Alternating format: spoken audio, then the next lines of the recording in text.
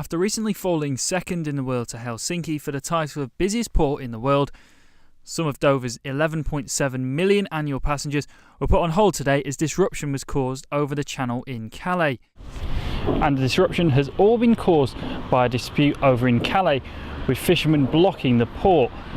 As a result, here in Dover, which, as we know, is one of the busiest ports in the world and in Europe, there's been severe delays and severe blockages on this side of the channel too. And you can imagine, with so many millions of passengers and ships going through here every year, even the smallest delay can cause a massive impact, not just on passengers, but also on freight, trying to keep Britain moving. Over 2.5 million lorries use the port of Dover to access Calais and Dunkirk, so it's a vital access point for industry. Clearly our hauliers are having to take different routes onto the continent, and that has an impact on the delays for the produce that they're trying to import and export. The blockade started this morning, with disruption being caused well into the afternoon. P&O Ferries suspended some scheduled journeys to Calais, with Ferries having no choice but to stay moored up in Dover, with two also being caught up in Calais.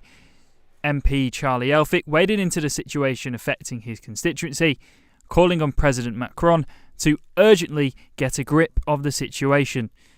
For the Freight Transport Association, they say that delays to freight could have a knock-on effect for us here in Kent. Disruption is never great for the industry. Lots of deliveries are on time.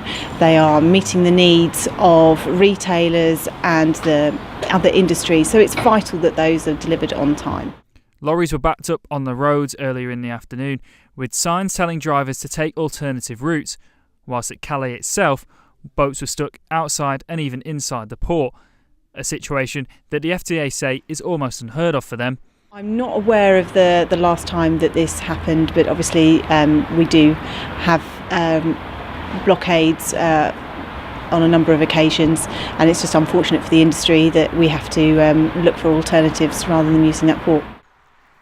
Today's events could cost both countries huge amounts of money, warns Charlie Elphicke. For passengers stuck on both sides, though, they're probably wondering when home will ever appear on the horizon. Harry Pete for KMTV in Dover.